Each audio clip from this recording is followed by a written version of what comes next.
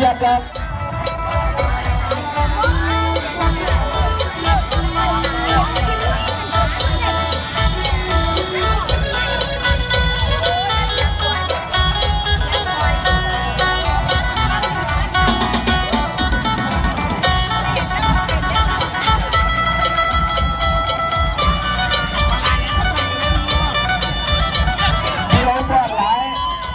บริจาคหลายเด้อท่านหลายเด้อนี่จนที่ได้บุญเตือนวันก็มูเลยวันแน่นอนกับท่านแน่นอนกับว่าเป็นยังแต่ไม่ได้วันหลายอยู่ท่านหลายเลย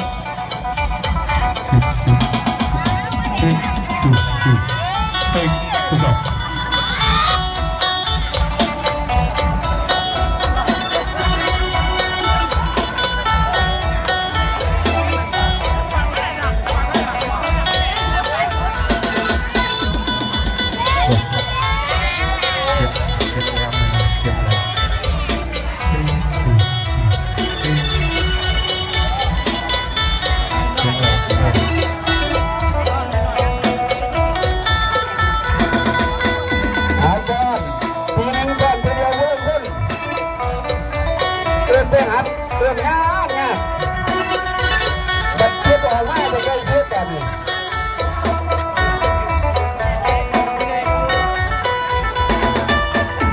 คุณก็เป็นกับพ่อเลิศแบบยาวยังไง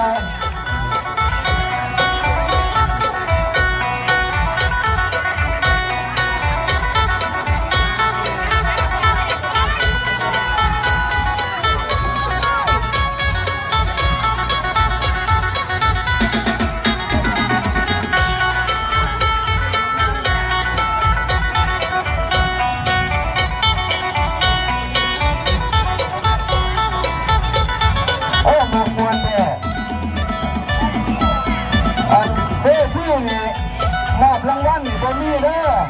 บัดมอบรางวัลนี่อยากให้นางเจ้ามีแห้งมันจะเห็นตกลงกติกาว่าบัดมอบรางวัลนี่ขอความกรุณาให้นางครับยกเว้นผู้ไปมอบ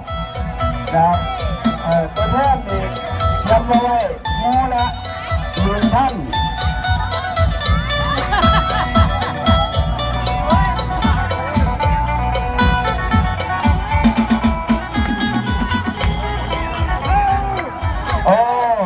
มาภาคเพื่อนให้แน่เจ้าเพื่อนไปเลย